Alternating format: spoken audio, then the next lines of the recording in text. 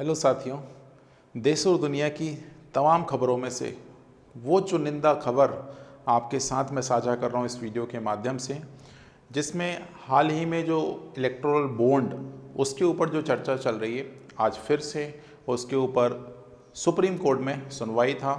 उसमें क्या नतीजा निकला, क्या डिस्कशन हुआ है, उसका छोटा सा ब्रीफ आज हम इस वीडियो में देखने जा रहे हैं।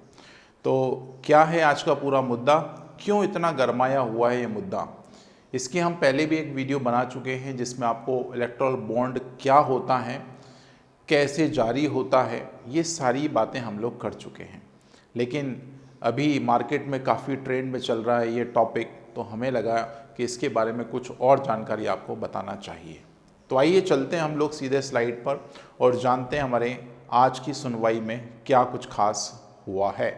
तो सबसे पहले देख पा रहे होंगे, मेरा मुंह मत खुलवाओ, भयंकर गुस्सा हुए सीजेआई।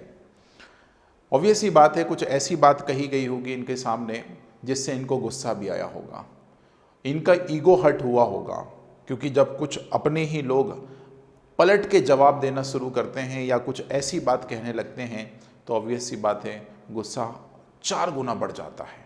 क्या हुआ खास, सारी जानकारी आज के इस वीडियो में आपके साथ ये रही। आइए चलते हैं हम लोग सीधे सीधे क्या चर्चा हुई है पूरी बातों में।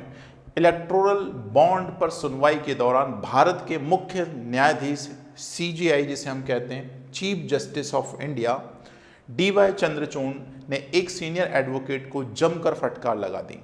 खास बात खबर यह है कि वकील ने बॉन्ड मामले में अदालत के फैसले की स्वतः समीक्षा की मांग की थी। सोमवार को शीर्ष न्यायालय ने एसबीआई यानी स्टेट बैंक ऑफ इंडिया को भी पूरी जानकारी 21 मार्च तक मुहैया या आदेश या जारी कराने का आदेश दे दिया है। समझ गए होंगे क्यों फटकार लगाई गई, लेकिन फटकार इतनी लग रही है फिर भी एसबीआई बाज नहीं आ रही है, अपने सारे पत्ते नहीं खोल रही है। मतलब कुछ तो खास बात है इस चुनावी बॉन्ड में जो इतना ट्विस्ट बना हुआ है। ये 1.5 महीने का समय हर एक गवर्नमेंट के लिए बहुत ही इम्पॉर्टेंट है। देखते हैं और क्या खास बात हुई है।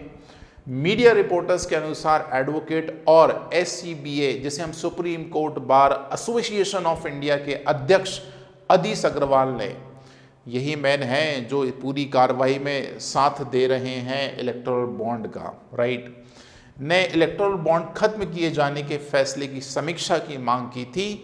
इसे लेकर सीजीआई ने कहा, वरिष्ठ वकील होने के अलावा आप एससीबीए के अध्यक्ष भी हैं, आपने मेरा स्वतः शक्तियों को लेकर पत्र लिखा है, ये सब पब्लिसिटी से जुड़ा है, हमें इसमें नहीं पढ़ना होगा, मुझे और ज़्यादा कहने के लिए मजबूर ना करें, आपको सुनने में अच्छा नहीं लगेगा।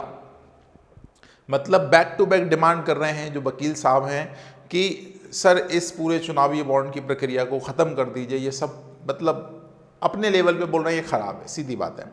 लेकिन भाई सीजीआई है कि मानते नहीं। ऑब्वियस सी बात है, क्यों मानना चाहिए, चीफ जस्टिस ऑफ इंडिया, इतना बड़ा सुप्रीम पावर उनके पास है और वो एवरी थोड़ी कोई भी डिसीजन सुना सकते हैं, क्योंकि पूरे भारत देश की नज़र इस चुनावी बॉन्ड पर है और नतीजा बिल्कुल निष्पक्ष और सही होना बहुत ज़रूरी है। और क्या खास बात हुई है, आइए देखते हैं। थोड़ी सी चर्चा और है। खास बात है कि सॉलिसिटर जनरल तुषार मेहता भी एडवोकेट अग्रवाल की मांग से दूरी बनाते हुए नजर आए। उन्होंने कहा, हम इसका समर्थन नहीं करते हैं, हालांकि यह पहली बार नहीं है, इससे पहले भी अग्रवाल ने इलेक्टोरल बॉन्ड केस में सुप्रीम कोर्ट के फैसले पर राष्ट्रपति द्रौपदी मुर्मू को पत्र लिखा था। इधर supreme court bar council association ने भी अपने विचारों से दूरी बना ली थी और कहा था कि पैनल में सदस्यों ने राष्ट्रपति को पत्र लिखने के लिए अग्रवाल को अधिकृत नहीं किया है। ये अपनी मर्जी से एक बार फिर से राष्ट्रपति द्रौपदी मुर्मू के तरफ भी पत्र लेखन किया गया।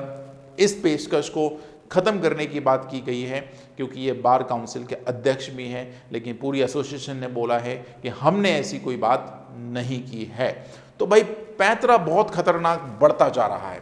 उच्चतम न्यायालय ने सोमवार को एसबीआई को विशिष्ट बॉन्ड संख्याएं समेत इलेक्टोरल बॉन्ड से संबंधित सभी जानकारी को 21 मार्च तक खुलासा करने का निर्देश दिया है। विशिष्ट बॉन्ड संख्याओं से खरीदार और प्राप्तकर्ता राजनीतिक दल के बीच राजनीतिक संबंध का खुलासा होगा। जी हां, राजनीतिक संबंध का खुलासा होने वाला है। सीजीआई चंद्रचूड़ की अगुवाई वाली 5 सदस्यीय पीठ ने कहा है, इसमें कोई संदेह नहीं है कि एसबीआई को बॉन्ड की सभी जानकारियों का खुलासा करना ही होगा।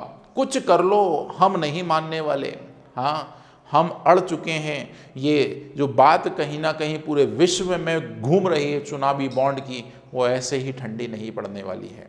राइट, चुनाव का दौर है, सब चीज़ें बिल्कुल तूल पकड़ती हुई नजर आएंगी, और क्यों ना हो। लास्ट देखिए और क्या सुनवाई हुई। पीठ में न्यायमूर्ति संजीव खन्ना, न्यायमूर्ति BR गवई, न्यायमूर्ति JB पर्दीवाला और न्यायमूर्ति मनोज मिश्रा भी शामिल हैं। पीठ ने कहा है कि एसबीआई चुनिंदा रवैया नहीं अपना सकती। जी हां, उसे इलेक्टोरल बॉन्ड की सभी संभावित जानकारियों का खुलासा करना ही पड़ेगा, जिसमें विशिष्ट बॉन्ड संख्याएं भी शामिल हैं, जिससे खरीदार और प्राप्तकर्ता राजनीतिक दल के बीच राजनीतिक संबंध का खुलासा होगा। क्यों ना हो, जब कोई जानकारी किसी ने दी है या खरीदी है या बेची है, तो इसका खुलासा होना भी बहुत ज़रूरी है। राइट, तो मुझे लगता है आज की जो पेशकश की गई है, हमारे सीजीआई के सामने जो सारी बातें की गई हैं, उससे थोड़ा सा स्पष्ट नज़र आता है कि सीजीआई का रुख ढीला नज़र होता नहीं आ रहा है, बहुत तेज़ी से आगे बढ़ रही है। वो बक्सेगी नहीं। 21 तारीख फिर से एक डेडलाइन दी है, आज 18 तारीख को भी एक डेडलाइन दी थी, आज भी बच निकली एसबीआई, लेकिन बच नहीं पाएंगे साहब। आपको आगे भी अपनी पूरी कार्रवाई पे जवाब देना पड़ेंगे। बहुत ही खबर शानदार है इसकी। और यदि आप चुनावी बॉन्ड के बारे में जानना चाहते हैं तो मेरी रिक्वेस्ट है कि मेरा प्रीवियस वीडियो चुनावी बॉन्ड के ऊपर मैंने जो बनाया था, इसको देखें। इससे भी और अच्छा जो तूल पकड़ा हुआ है मार्केट में, जिसने खबर को सबसे ऊपर उठाया है, वो एक पत्रकार हैं जिनको मैं सम्मान देता हूं। एक्सप्लेन एक्स नाम से इनका यूट्यूब चैनल है, नाम है पूनम अग्रवाल। यही मैडम है जिन्होंने इस बॉन्ड के बारे में डिटेल में सारी चीज़ बताई हैं, कैसा वो नंबर होता है, कैसे उस नंबर को देख सकते हैं, कैसे खरीद सकते हैं। इनके चैनल पे काफ़ी अच्छे से इस वीडियो में पूरा एक्सप्लेनेशन दिया हुआ है। आप चाहें तो इलेक्ट्रॉनिक बॉन्ड के ऊपर यदि और भी जानकारी चाहते हैं तो आप इस पर्टिकुलर प्लेटफॉर्म पे जाके सर्च कर सकते हैं। ये रहा आज का पूरा कंप्लीट वीडियो। मुझे भी आप सब्सक्राइब करें यदि आप नए हैं, और इसी तरह की और भी इंटरेस्टिंग जानकारी के लिए जुड़े रहें मैथ्स में अनिल सर यूट्यूब चैनल के साथ। थैंक यू आप सभी का इतने बढ़िया वीडियोस को साथ देने के लिए। Thank you. मिलते हैं अगले नए मुद्दे के साथ, तब तक रखिए ध्यान। Thank you.